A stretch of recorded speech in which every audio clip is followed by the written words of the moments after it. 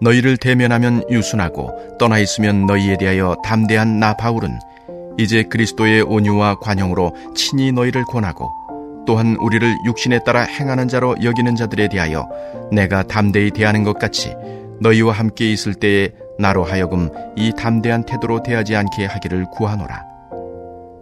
우리가 육신으로 행하나 육신에 따라 싸우지 아니하노니 우리의 싸우는 무기는 육신에 속한 것이 아니요 오직 어떤 견고한 진도 무너뜨리는 하나님의 능력이라. 모든 이론을 무너뜨리며 하나님 아는 것을 대적하여 높아진 것을 다 무너뜨리고 모든 생각을 사로잡아 그리스도에게 복종하게 하니 너희의 복종이 온전하게 될 때에 모든 복종하지 않는 것을 벌하려고 준비하는 중에 있노라.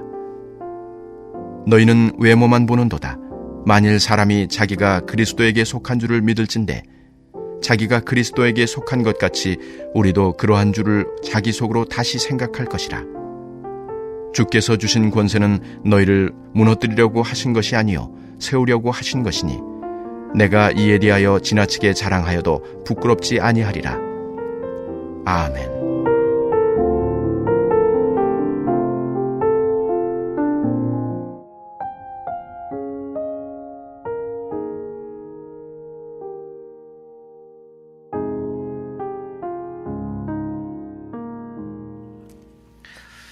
사도 바울이 고린도 교회에 대하여서 1년 반 동안 18개월 동안 사역하고 떠나고 나서 편지를 썼습니다.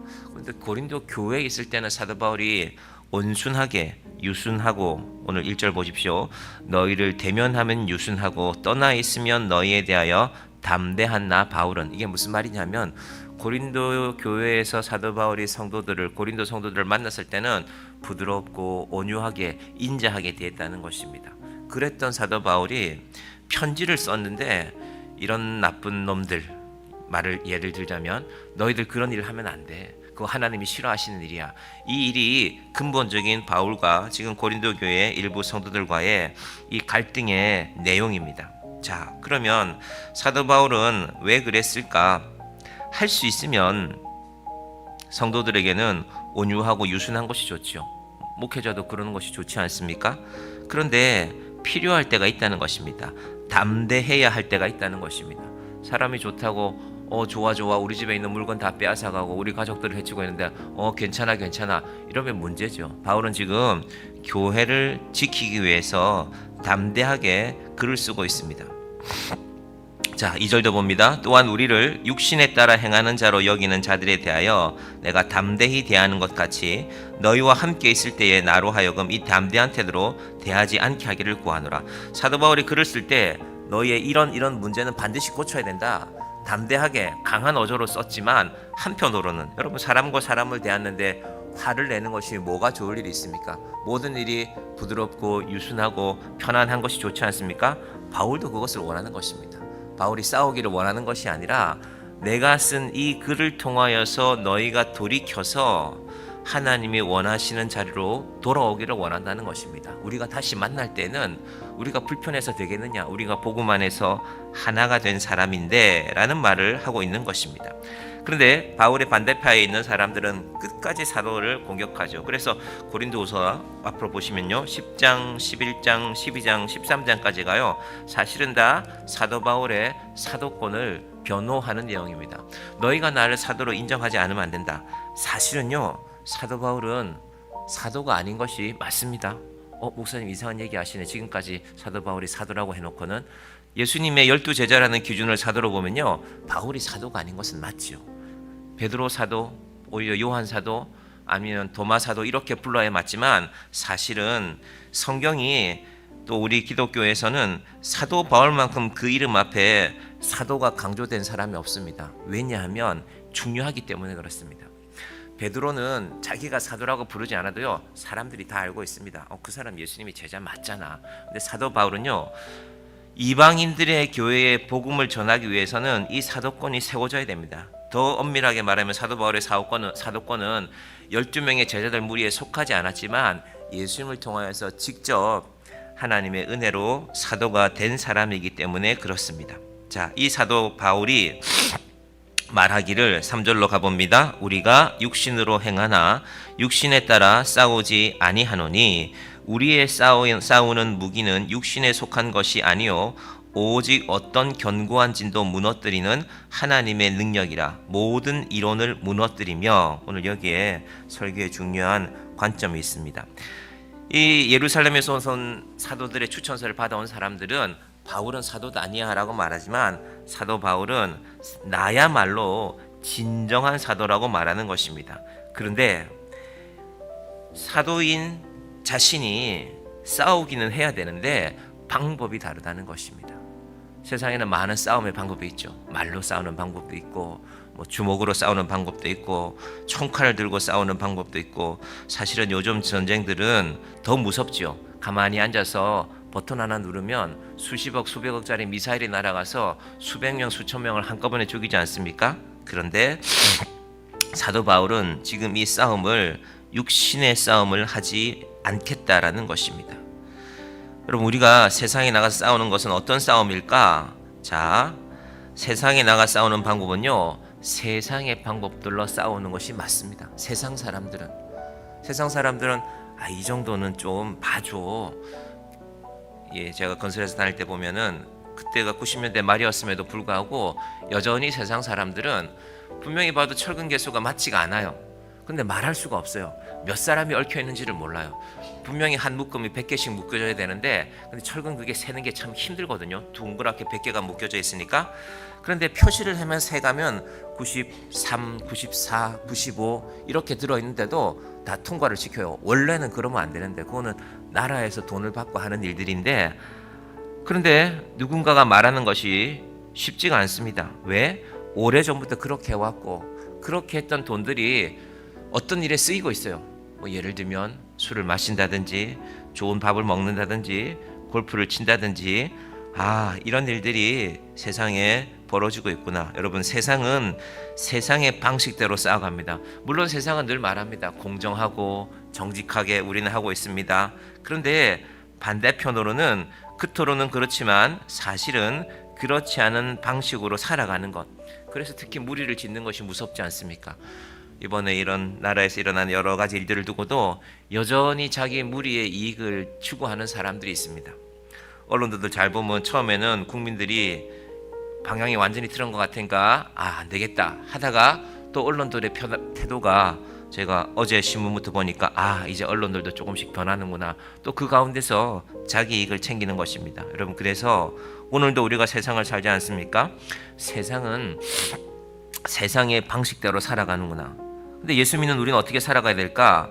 예수 믿는 사람들은 하늘의 방식이 있어야 된다는 것입니다. 그것이 3절 4절 말씀입니다. 4절을 다시 보시면 우리의 싸우는 무기는 육신에 속한 것이 아니요.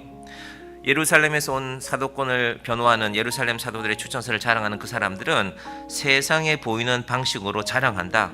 세상과 같이 옷을 잘 입고 와서 세상과 같이 이런 자격을 말하면서, 그러나 나는 너희를 사랑하신 하나님의 방식으로 나는 너희를 사랑하고 너희에게 이 복음을 전했다는 것입니다. 여러분, 그래서 사실은 예수님께서 우리에게 가르쳐 주신 기도가 주기도문이 그런 의미입니다. 우리는 세상에 살아가기 때문에 세상의 것들이 자꾸 보이죠. 근데 예수님은 뭐라고 기도를 가르치십니까?